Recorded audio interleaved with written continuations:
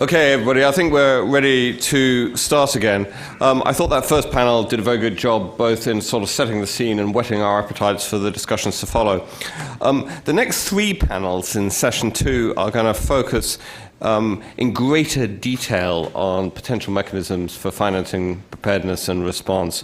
The first, this panel, will be on the potential and actual mechanisms from the major multilateral agencies. The second panel will then be much more focused on the insurance aspects and the potential use of insurance tools. And then the third will be a broader discussion of innovative financing mechanisms. For this panel, we have three panelists. We have Katherine DeLand, who's Chief of Staff for the Ebola response from the WHO. We have Chris Lane, who's the Division Chief of Low-Income Country Strategy Policy and Review of the IMF. And we have Priya Basu, who's the Manager of Development Finance for the World Bank. I'd like to start with you, Katherine, and ask you about the recent announcement of a $100 million contingency fund for pandemics by the WHO. What is this? Why does it seem to be necessary, and how is it likely to work? Thanks very much, both for the introduction and the question. It's a pleasure to be here. Thanks for inviting WHO. So with regard to the contingency fund, I think that the earlier comments on the panel that we just heard are very relevant. I want to open by saying it isn't always about money. There's also other capacities that need to be in place to respond to emergencies, but it's a little bit about money.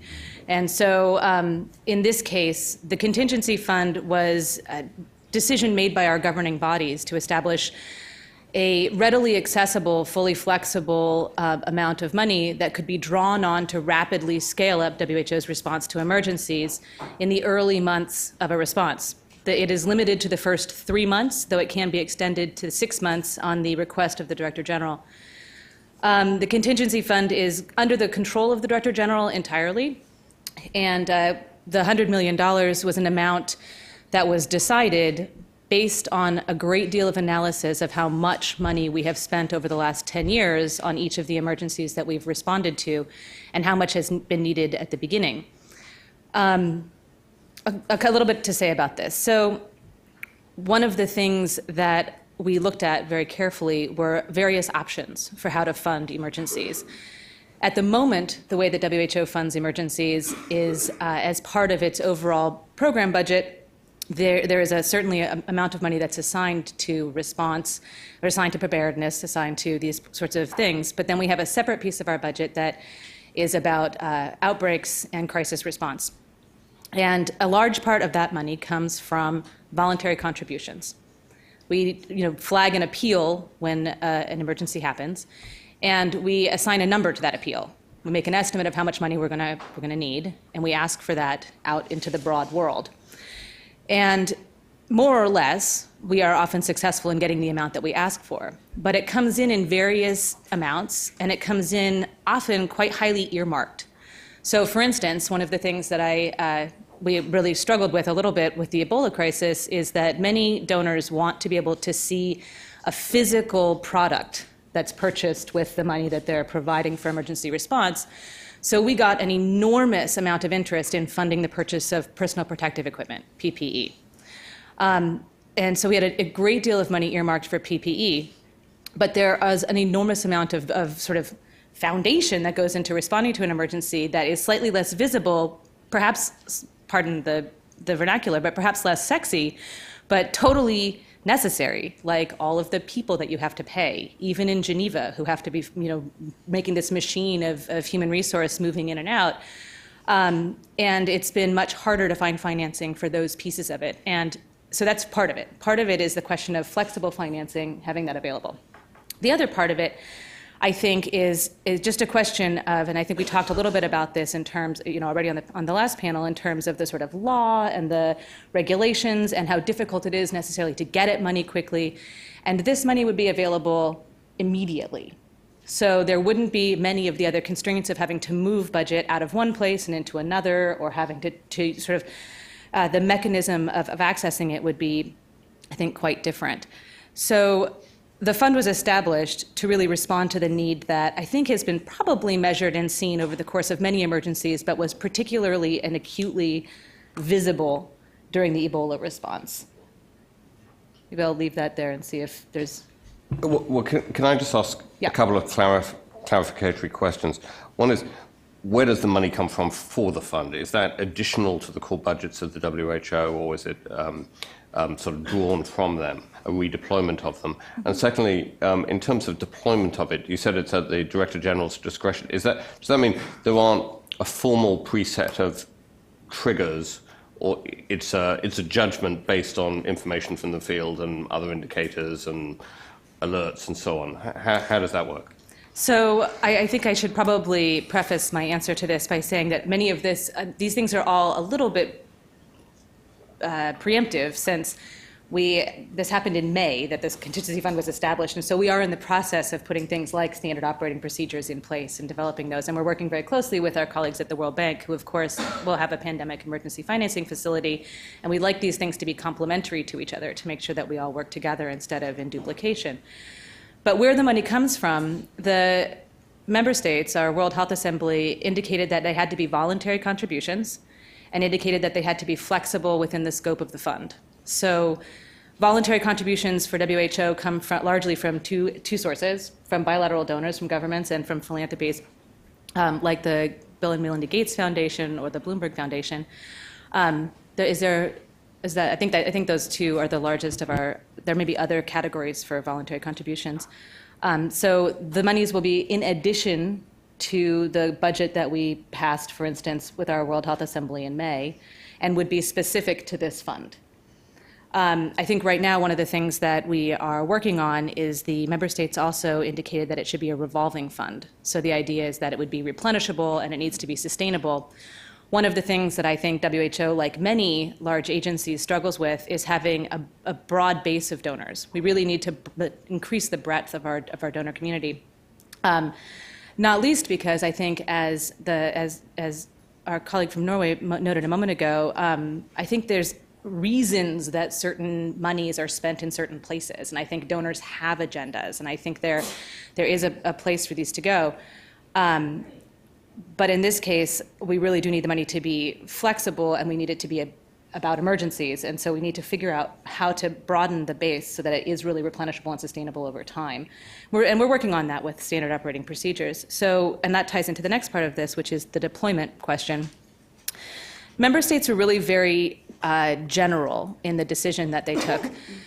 It is at the discretion of the fund will be distributed at the discretion of the Director General. Now, I think that just as a reasonable and rational person, donors really want to have there be also at the same time a level of accountability and a level of opportunity to review the decisions that were made. And so at the moment, we're developing a set of standard operating procedures that would allow for, I hate to call it a trigger mechanism, because I think that is often overused, but I think the indicia that could be used, the algorithm that could be used to make a decision about releasing funds. And we may want to have different kinds of algorithms depending on what we're actually responding to. I note that our emergency fund is not limited to outbreaks. We respond to all sorts of emergencies, including protracted and acute emergencies, so everything from conflict all the way through outbreaks. And this fund would be used to fund all of that. But in each of those cases, I think that there's a difference between asking for $5,000, which maybe is the difference between having somebody on the ground in the first 24 hours or not, asking for $50,000, which may be a programmatic implementation, and asking for $50 million, which may be what you need for a larger response. And it may be that we need to have, and I think we're considering very carefully, separate algorithms for those kinds of requests, where you have a lower threshold for a $5,000 ask than you would for, say, a $10 million ask.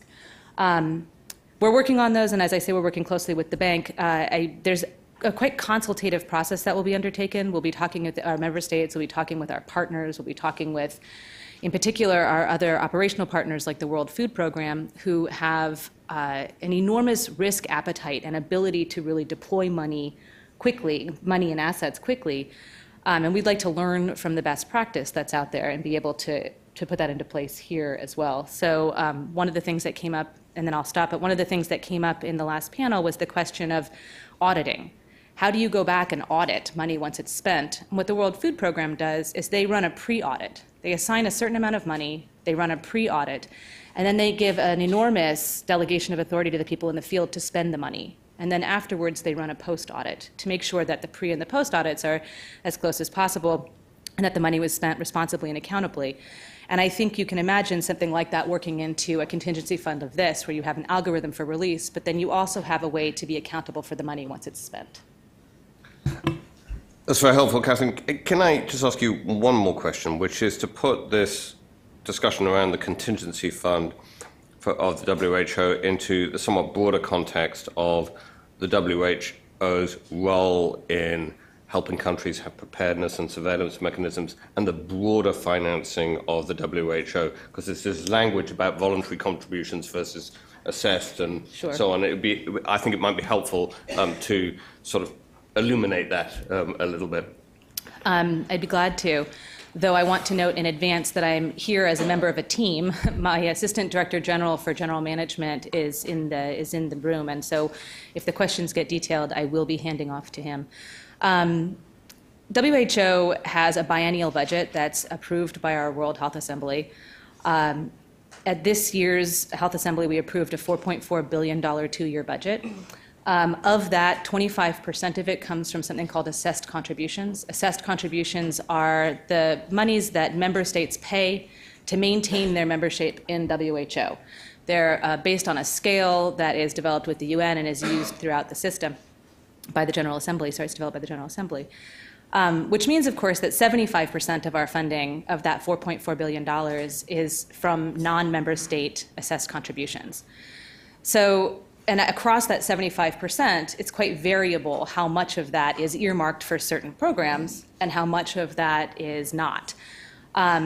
So the organization really has to balance. On the one hand, of course, we need to make sure that we pay for the things the organization needs to keep going, our staff, our building, our World Health Assembly, the things that move an organization forward, and at the same time, being able to fund our core programs and our programs. So the contingency fund is really intended to, I think, provide a little bit of freedom from that calculus that goes into this in our budget, because that is a highly approved, highly governmentalized process, and I think the contingency fund is supposed to be there specifically for immediate drawdown for response. Now, how that ties into preparedness and other kinds of activities, the contingency fund is exclusively for emergency response. It is there to scale up our response when something is declared an emergency. And that ties a little bit into the public health emergency of international concern question that maybe I'll take us a minute to talk about in a second. But the preparedness work, that's funded by this other budget, by our 75% assessed contribution, voluntary contribution work, and with support from our partners and other donors.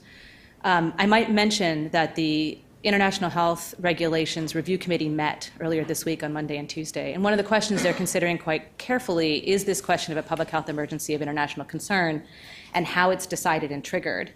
The recommendations of a recent assessment panel suggested that we should have a gradated level of public health emergency so that you are able to make decisions earlier without having to, optimally, we would never have a public health emergency of international concern. I mean, the idea is for us all to avoid one ever. So, the contingency fund is in place to help avoid that outcome if at all possible. But indeed, I think it's easier, and because it's tied to political realities, to have a more gradated response. And we certainly did that with influenza. So there's models for this, and I think that the review committee, if anybody is interested, has put all of their materials on WHO's website, and it's a particularly interesting question for financing, since I think our colleague from CDC couldn't have been righter that kind of declaration does trigger the international community in a way that is political and financial. Though I don't know that the public health emergency, I also should mention, I don't think there's any magic. It's not like we declare a public health emergency of international concern and things start magically happening. I think it's a political tool, and I think it's an epidemiological tool, and I think it's a public health tool. And I think that we could probably have similar things happen at different gradations over the course of an outbreak or emergency.